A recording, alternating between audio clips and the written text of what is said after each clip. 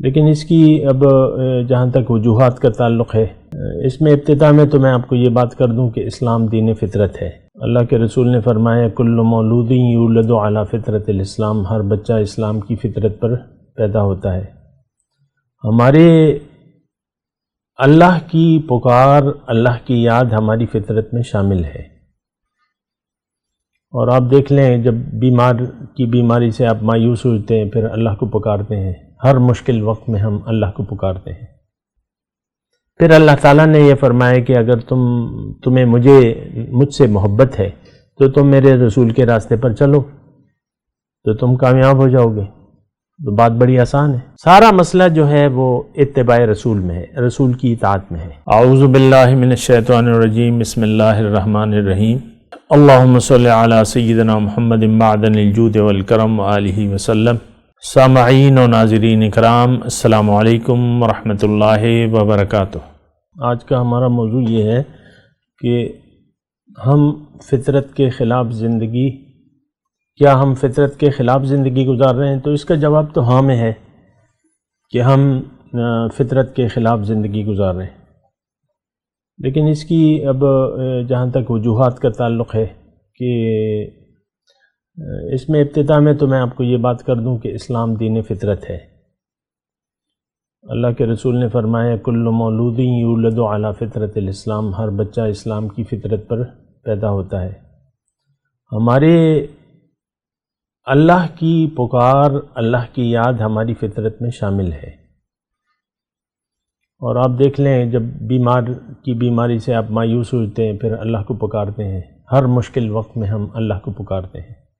پکارنا اللہ کو ہے اور یہ پکار ہماری فطرت میں ہے، لیکن یہ اس وقت ظاہر ہوتی ہے جب ہم پر کوئی مشکل آتی ہے۔ حضرت دعا کریں، حضرت یہ کریں، میرا آپریشن ہے، بائی پاس کا آپریشن ہے، پھر دعاؤں کی درخواست فیس بک پہ بھی آ جاتی ہے۔ تو یعنی ایک بات تو مطلب اللہ کی یاد ہے ہماری فطرت میں، اور قرآن میں بھی جب اس کا مفہوم یہ ہے آیت کا، جب ان پہ کوئی مشکل آتی ہے تو دعوا اللہ مخلصین لہ الدین، یہ اللہ کو پکارتے ہیں اور دین اس کے لیے خالص کر دیتے ہیں۔ وہ ایک مشہور واقعہ ہے حضرت اکرمہ رضی اللہ تعالیٰ عنہ فتح مکہ کے بعد، یعنی وہ ابو جہل کے بیٹے تھے اور ایمان نہیں لائے تھے۔ جب حضور نے مکہ فتح کیا تو ان کو آپشن تھا کہ بھئی اسلام قبول کر لو یا چلے جاؤ یہاں سے۔ تو چند ساتھی وہ اور چند ساتھی جانے لگے مکہ چھوڑ کے۔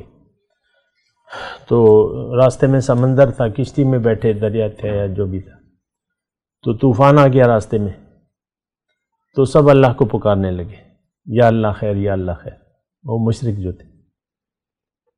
تو انہوں نے اس وقت خیال آیا کہ اس وقت ہم اپنے بتوں کو نہیں پکار رہے، اللہ کو پکار رہے، اور محمد اور ہمارے درمیان صلی اللہ علیہ وسلم تو فرق یہی تھا، وہ کہتے اللہ کو پکارو، ہم بتوں کو پکارتے تھے، اختلاف تو یہی تھا۔ تو پھر انہوں نے، ان کو پتہ چل گئی کہ بھئی حقیقت تو یہی ہے، اللہ ہی کو پکارنا ہے۔ تو پھر انہوں نے ارادہ کر لیا کہ طوفان اگر ختم ہو گیا، ہم بچ گئے تو میں واپس جاؤں گا، تو واپس چلے گئے، پھر کارہائے نمایاں انجام دی حضرت اکرمہ۔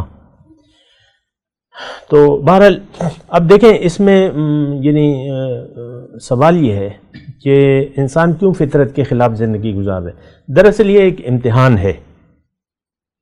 اللہ تعالیٰ نے حقیقت کو پوشیدہ کر دیا ہے، اور حقیقت، جو بھی حقیقت ہے اس کو پوشیدہ کر دیا ہے، اور پھر انسان کو اللہ تعالیٰ نے دنیا کو ایک ٹیسٹ کہا ہے، زندگی کو ابتلا، آزمائش۔ سورہ ملک میں ہے خلق الموت والحیات لیبلوکم ایکم احسن عملا، اللہ تعالیٰ نے زندگی اور موت پیدا کی ہے تاکہ وہ دیکھے تم میں سے کون اچھا عمل کرتا ہے۔ اب یعنی کامیابی انسان کی ایمان بالغیب میں ہے کہ یہ بن دیکھے یقین کر لے، غیب پر یقین کرے، جو اسے نظر نہیں آ رہا وہ اس پر یقین کر لے۔ تو یہ اصل میں یعنی سوال یوں بھی کیا گیا ہے کہ آخر ہم کیوں فطرت کے خلاف زندگی گزار رہے ہیں؟ تو دراصل یہ اللہ تعالیٰ نے جو حقیقت ہے اس کو ہماری آنکھوں سے چھپا دیا ہے. ہمیں ایسی عقل دی ہے جو سینسز کے علاوہ کام نہیں کرتی. جو حواس خمسہ ہیں اس کے علاوہ ہماری عقل کام نہیں کرتی. تو اب ہمیں یقین اس چیز پر آتا ہے جو ہمارے حواس خمسہ میں ہو، سینسز میں ہو. یہ میں، یہ میرا بیٹا، یہ میری بیوی، یہ میرا شوہر، یہ وغیرہ وغیرہ جو بھی ہے، یہ ساری چیزیں جس کو ہم دیکھ لیں اس پر یقین آتا ہے انسان کو. بن دیکھی چیزوں پر اس کو یقین نہیں آتا جب تک وہ دیکھ نہ لے. آپ دیکھ لیں عام طور پہ بھی یہی وہ ہے. بہرحال اللہ تعالیٰ نے حقیقت کو پوشیدہ رکھ دیا ہے، پردہ رکھ دیا. ایک عقل اتنی نہیں دی ہے کہ یہ پردے کے پیچھے بھی ادراک کر سکے، اور دراصل اسی میں اس کا امتحان مقصود ہے. سورہ بقرہ کی ابتدائی آیت میں ذالک الکتاب لا ریب فیہ ھدی للمتقین الذین یؤمنون بالغیب، جو غیب پر یقین رکھتے ہیں. متقیوں کی اللہ تعالیٰ نے صفت بیان کی ہے. ھدی ہدایت متقین کے لیے ہے، اور یہ ہدایت میں پہلا تقاضا یہ ہے کہ جو نظر نہیں آ رہا آپ اس پر یقین کر لیں. تو بہرحال اس سوال کا جواب تو یہ ہے کہ دراصل اللہ تعالیٰ نے ہمیں ایک امتحان میں ڈال دیا ہے. امتحان میں ڈالا ہے، ٹیسٹ ہے. دنیا کے امتحان آپ پاس کر لیں گے تو آپ کامیاب ہو جائیں گے اس مرحلے میں. تو وہ امتحان یہ ہے کہ آپ جو نظر نہیں آ رہا اور جو اللہ کی اور اس کے رسول کی طرف سے باتیں بتائی جا رہی ہیں اس پر آپ یقین کر لیں. اللہ نے سارے حقائق قرآن میں بیان کر دیے. قرآن عقل سے ثابت ہے کہ یہ اللہ کا کلام ہے.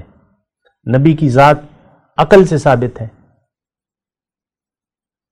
تو یہ دو چیزیں تو یقین کی حد تک ہیں. سینسز جسے ہم کہتے ہیں اس میں یہ پتہ چلتا ہے. اس کی پھر تفصیل ہے. بہرحال قرآن میں ایسے شواہد موجود ہیں کہ یہ انسان کا کلام نہیں ہے.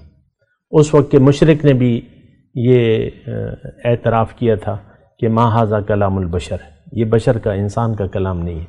بہرحال یہ دونوں چیزیں ہماری عقل کام کرتی ہے کہ یہ اللہ کے رسول ہیں. اچھا، اگر ہم سوچ سمجھ سے کام لیں. دیکھیں سوچ سمجھ بھی تو کوئی چیز ہے نا، عقل بھی تو کوئی چیز ہے. عقل سے اگر آپ کام لیں تو یہ دو ہستیاں جو ہیں اللہ اور اللہ کا نبی، یہ دونوں جو ہیں عقل مانتی ہے کہ ہاں یہ خاص ہے. کتاب اللہ کی ہے، رسول اللہ کا ہے. اچھا، اب پھر اللہ تعالیٰ نے کہا ہے کہ جو تمہیں میں بتاؤں یا میرے رسول بتائیں وہ حقیقت ہے، سچ وہی ہے جو میں بتا رہا ہوں یا میرے رسول بتا رہے. اس کو مان لو اور اس کی تصدیق کرو. اس کی تصدیق کرو، مان لو. یہ تو اب یہ ٹیسٹ ہے. جیسے کہ میں نے آپ کو بتایا ٹیسٹ ہے. اب ٹیسٹ کیا ہے کہ بن دیکھے آپ یقین کر لیں. تو اگر کوئی یقین نہیں کرتا، اب دیکھیں اس کا پھر سلسلہ شروع ہوگا. یعنی جب ہم مزید اس بات کو آگے بڑھاتے ہیں تو اللہ تعالیٰ نے ہمیں عقل دی ہے. اللہ تعالیٰ نے ہمیں کہا تم عقل سے کام لو. بہت سے آپ کی یعنی جو بھی آپ کی اختراعات ہیں، ایجادات ہیں، وہ کچھ نتائج کی بنیاد پر ایک بات ہوتی ہے. سائنس کوئی ایک ایجاد آتی ہے تو کچھ ایسی باتیں، کچھ کلیے، کچھ حقائق مد نظر رکھ کر ایک بات ٹیسٹ کی جاتی ہے، وہ سچ ثابت ہوتی ہے. بہرحال یہ تو خیر حقیقت ہے. حقیقت چھپی بھی ہے اور اسی میں امتحان ہے. جنت دوزخ کا مشاہدہ ہمارے حضور صلی اللہ علیہ وسلم کر کے آئے ہیں. جنت بھی ابھی موجود ہے اور دوزخ بھی موجود ہے، اس کا مشاہدہ ہو چکا ہے. نبی مشاہدہ کی بات آپ کو بتاتا ہے. ایک میں کل ہی حدیث پڑھ رہا تھا تو حضور صلی اللہ علیہ وسلم فرماتے ہیں کہ مجھے میرے اللہ نے اجازت دی ہے کہ میں تم کو عرش کے ایک فرشتے کی وہ جو جسامت ہے وہ بتاؤں. تو وہ حضور فرماتے ہیں کہ اس کے یعنی جو چہرہ ہے اور یہ کندھا ہے، اس کے درمیان 700 یعنی 700 سال کا مفہوم میں بیان کر رہا ہوں جتنا مجھے یاد ہے، 700 سال کا فاصلہ ہے چہرے اور کندھے کے درمیان، حاملین عرش۔ بہرحال تو اب یہ ہے نا کہ دیکھیں یہ بات آسان ہے، ٹیسٹ ہے، اور ٹیسٹ بڑا آسان ہے۔ اللہ تعالیٰ نے جو باطنی چیزیں ہیں وہ ہمیں کھول کے بیان کر دی ہیں قرآن میں، اور نبی نے اللہ کے راستے پر چل کر بتایا ہے۔